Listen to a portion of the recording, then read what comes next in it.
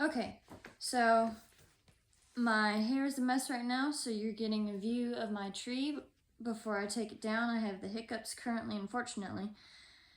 I somehow, in all the craziness of yesterday, forgot to do yesterday's reading. So once again, this is the Bible year. We are doing yesterday's reading and today's reading. So, yesterday was January 4th, so day 4. The reading is Genesis chapter 9, verse 18 to chapter 11, verse 32. I have the hiccups right now, unfortunately. It's very bad timing. We're going to power through them. All right. Sorry.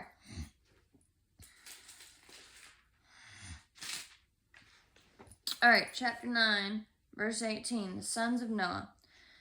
The sons of Noah who came out of the ark were Shem, Ham, and Japheth. Ham was the father of Canaan.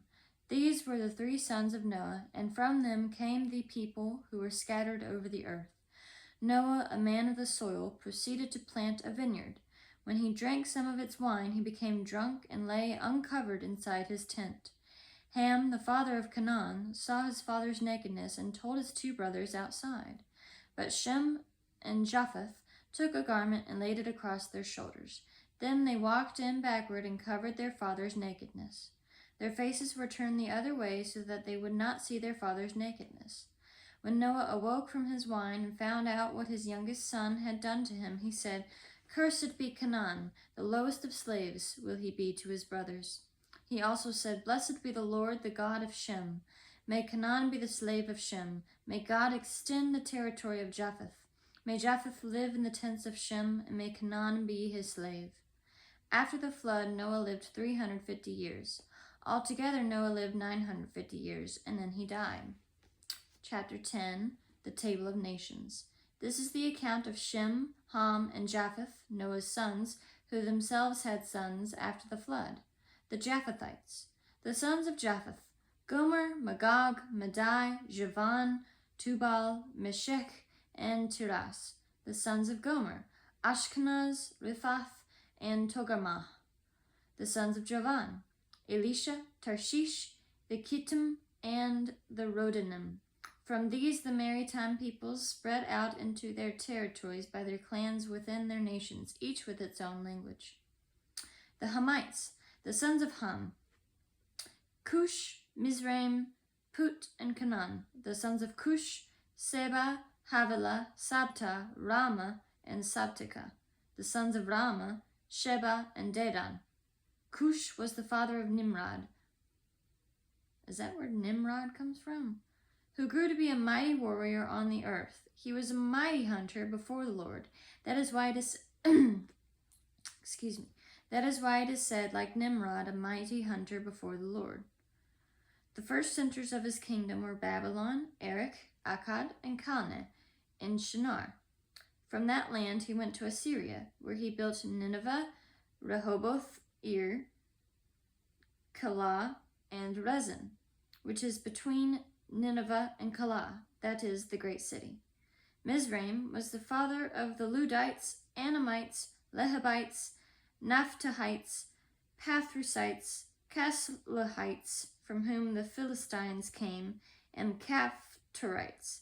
Canaan was the father of Sidon, his firstborn, and of the Hittites, Jebusites, Amorites, Girgashites, Hivites, Archites, Sinites, Arvadites, Zemarites, and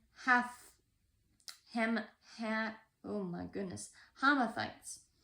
Okay, I apologize if I'm saying all of these names wrong. You cannot hate on me for not knowing how they're pronounced. Later, the Canaanite clans scattered in the borders of Canaan reached from Sidon toward Gerar as far as Gaza, and then toward Sodom, Gomorrah, Admah, and Zeboim as far as Lasha. These are the sons of Ham by their clans and languages, and their territories and nations.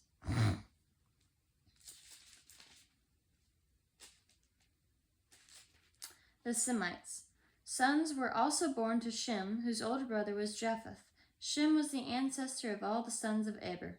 The sons of Shem: Elam, Ashur, Arphaxad, Lud, and Aram. The sons of Aram: Uz, Hul, Gether, and Meshech. Arphaxad was the father of Shelah, and Shelah the father of Eber.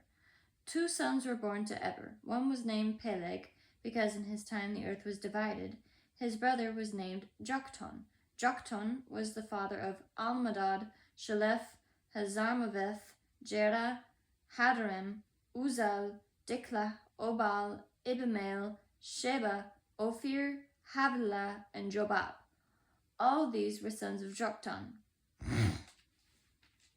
The region where they lived stretched from Mesha toward Sephar in the eastern hill country. These are the sons of Shem by their clans and languages and their territories and nations. These are the clans of Noah's sons according to their lines of descent within their nations. From these the nations spread out over the earth after the flood. All right, chapter 11, the Tower of Babel. Now the whole world had one language and a common speech. As men moved eastward, they found a plain in Shinar and settled there. They said to each other, "Come, let's make bricks and bake them thoroughly." They used brick instead of stone and tar for mortar. Then they said, "Come, let us build ourselves a city with a tower that reaches to the heavens, so that we may make a name for ourselves and not be scattered over the face of the whole earth." But the Lord came down to the city and the tower that the men were building. The Lord said, "If as one people speaking the same language they have begun to do this, then nothing they plan to do will be impossible for them. Come, let us go down and confuse their language, so they will not understand each other." Why?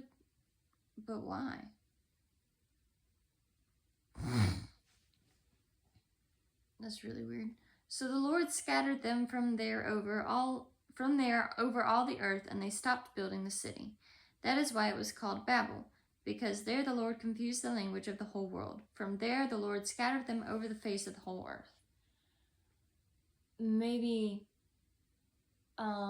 because everybody could communicate and they wanted to reach heaven, they were being greedy.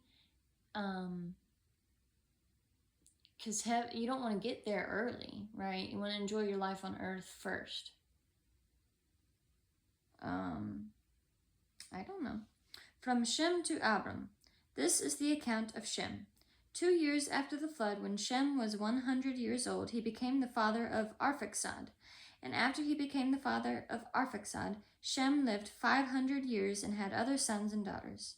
When Arphaxad had lived 35 years, he became the father of Shelah. And after he became the father of Shelah, Arphaxad lived 403 years and had other sons and daughters. When Shelah had lived 30 years, he became the father of Eber. And after he became the father of Eber, Shelah lived 403 years and had other sons and daughters. When Eber had lived 34 years, he became the father of Peleg. And after he became the father of Peleg, and Eber lived 430 years and had other sons and daughters. When Peleg had lived 30 years, he became the father of Reu. And after he became the father of Reu, Peleg lived 209 years and had other sons and daughters. When Reu had lived 32 years, he became the father of Serug. Oh my goodness. Sorry. Goodness, where was I? When Reu had lived 32 years, he became the father of Serug. And after he became the father of Serug, Reu lived 207 years and had other sons and daughters. When Serug had lived 30 years, he became the father of Nahor. And after he became the father of Nahor, Serug lived 200 years and had other sons and daughters. When Nahor had lived 29 years, he became the father of Terah. And after he became the father of Terah, Nahor lived 119 years and had other sons and daughters. After Terah had lived 70 years, he became the father of Abram, Nahor, and Haran. This is the account of Terah. Terah became the father of Abram, Nahor, and Haran. And Haran became the father of Lot. While his father Terah was still alive, Haran died in Ur of the Chaldeans in the land of his birth. Abram and Nahor both married. The name of Abram's wife was Sarai, and the name of Nahor's wife was Milcah. She was the daughter of Haran, the father of both Milcah and Iscah. Now Sarai was barren. She had no children. Terah took his son Abram, his grandson Lot, son of Haran, and his daughter-in-law Sarai, the wife of his son Abram, and together they set out from Ur of the Chaldeans to go to Canaan.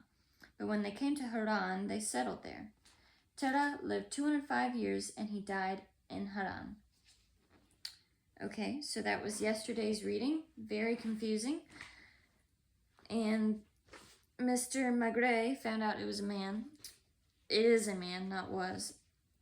Says on day 4, like Adam and Eve, Noah's nakedness is a metaphor for shame. Like Cain, Ham is the sad recipient of his parents' shame and becomes the ancestor of some of the Bible's worst antagonists. How can I keep shame from being passed on to future generations? Well, you'd have to deal with it yourself. Fully deal with it. Accept it as what it was. Understand that it happened and you can't change the fact that it did happen. And try and make the rest of your life not like that. Okay, and this is a... Okay, well, he's pausing before day 5, so here's a little pause of his before we go on to today's reading. Genesis chapter 12, verse 1 to chapter 30, verse 43, which we haven't gotten to, so this is the upcoming. Okay. Pause for a moment and answer this question. Do you have a perfect family? I'm guessing you answered no. And now that we have that out of the way, let's thank God for the book of Genesis, because none of those folks would have raised their hands either. Okay, that's funny. An interesting thing happens about a fourth of the way through Genesis. It shifts from the cosmic to the personal. Last week, we read big stories about the grand beginnings of life in the universe. But once we get to chapter 12, the storytelling shifts away from the cosmic stories of creation and the fall and the flood to the most personal kinds of stories there are. Stories about human relationships. To put it bluntly, the first quarter of Genesis reads like a National Geographic special. But then it shifts to something like a Lifetime movie of the week, or in some cases, the latest drama-filled reality TV show. Because here's what we learn in Genesis for most of its 50 chapters. Dang, there's 50. Human relationships are messy. People are imperfect, and wrestling with each other is part of the human condition. There is not a single person in Genesis who comes off even remotely smelling like a rose. Every person, including the 3 that we call the patriarchs, has weaknesses and shadow sides when it comes to relationships with family and friends. Abraham, good old Father Abraham, the ancestor of us all, lies about his wife Sarah to save his own skin. Isaac, the child of promise, comes across as passive and indifferent when it comes to his family, as we see in the story of the wells. Jacob is the biggest hoodlum of them all, a trickster and a thief who cheated his way into inheriting the family bloodline. And Joseph and his brothers, they put the fun in dysfunction. I'm pretty sure that's how my parents would describe me.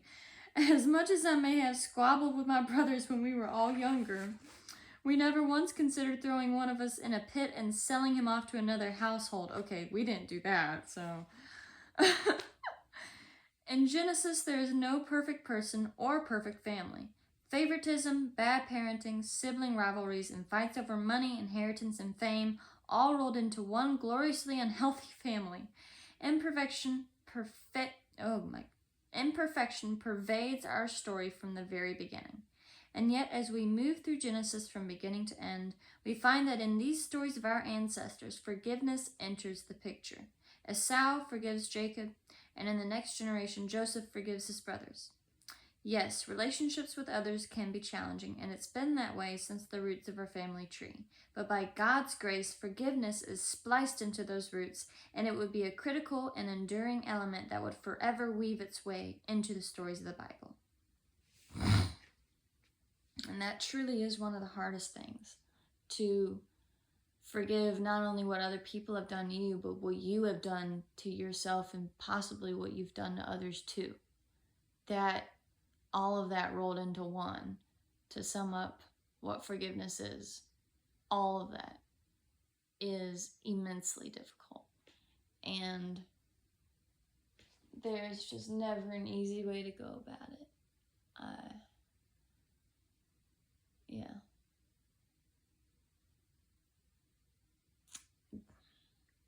know I'm not that good, at least not yet. All right, today's reading is Genesis chapter 12, verse 1 to chapter 14, verse 24. And away we go. And then we should be caught up, because today is the 5th, if I remember correctly.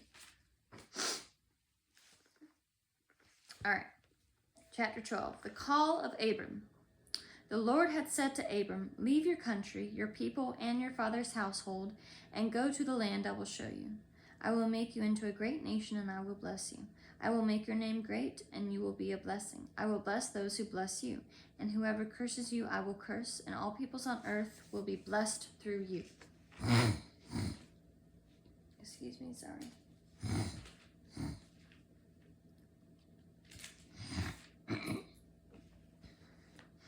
So Abram left, as the Lord had told him, and Lot went with him.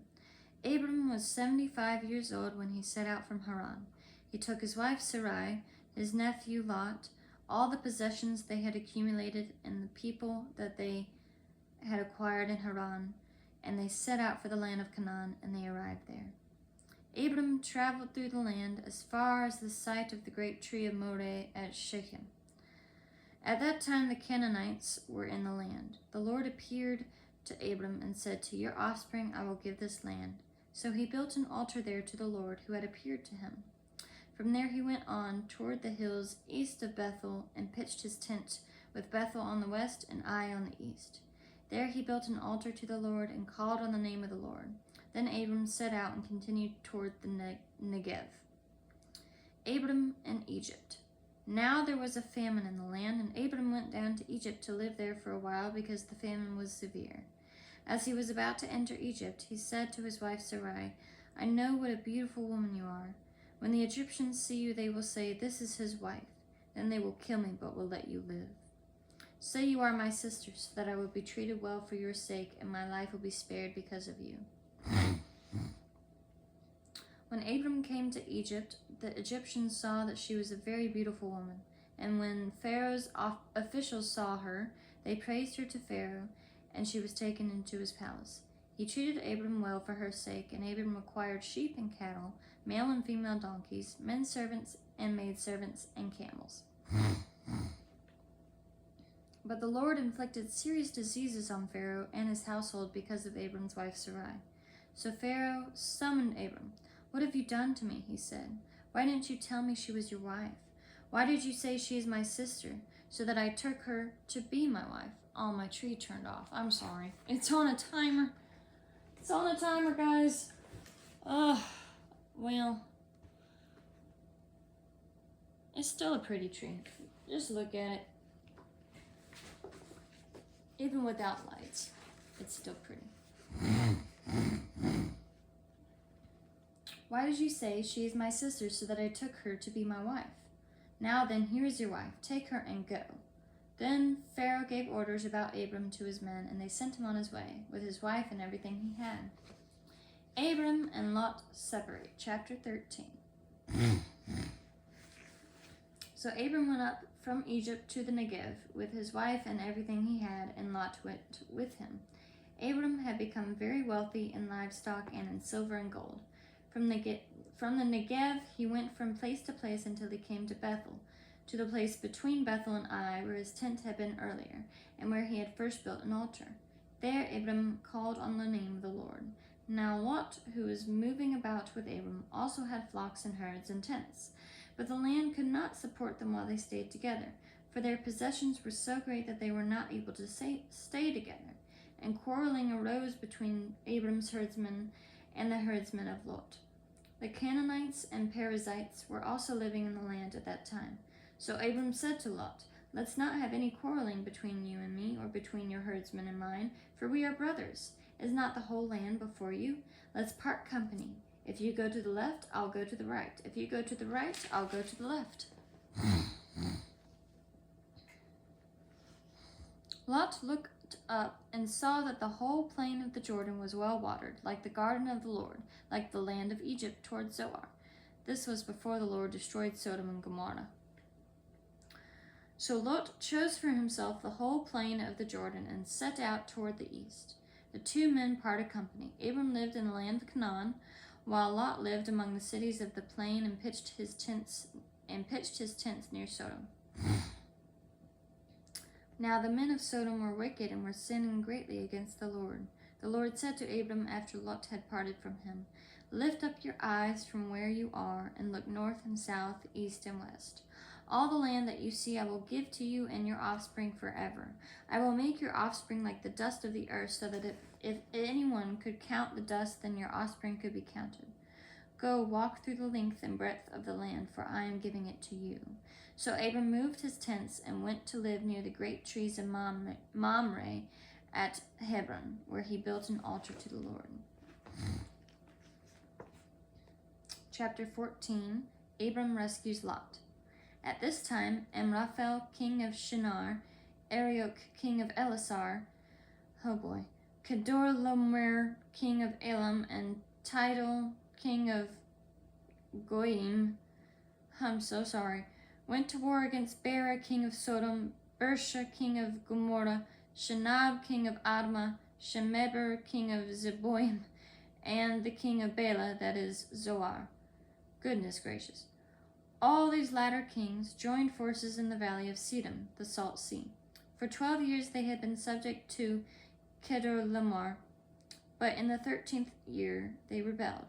In the 14th year, Kedorlaomer and the kings allied with him went out and defeated the Rephites in Ashtaroth, Karnaim, the Zuzites in Ham, the Emites in Shaveh-Kiriathaim, and the Horites in the hill country of Seir, as far as El Paran near the desert.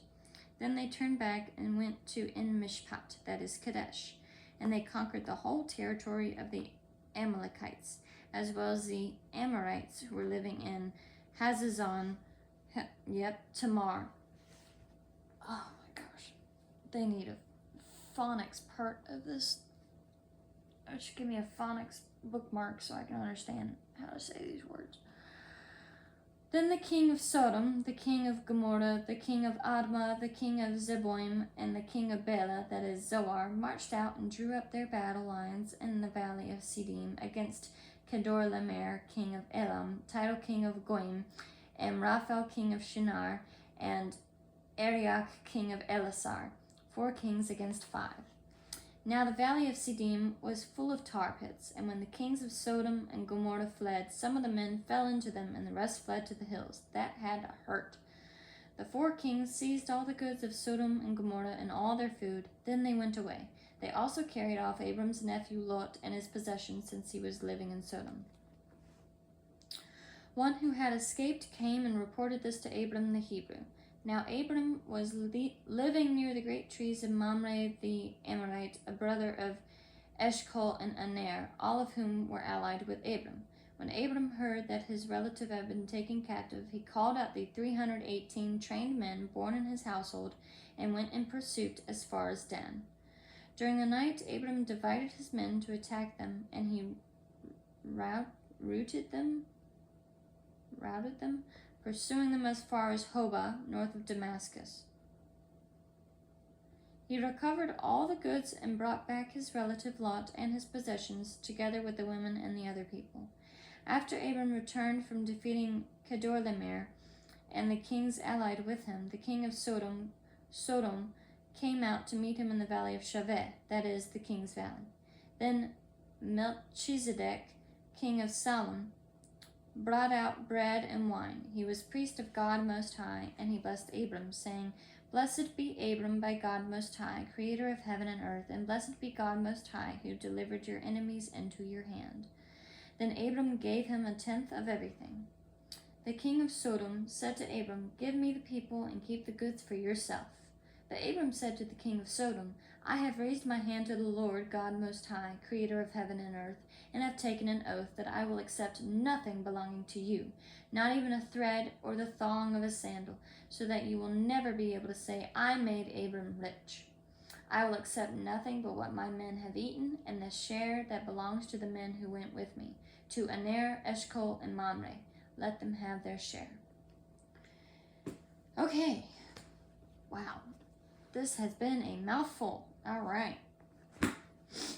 The reflection for today's reading. We are stronger together.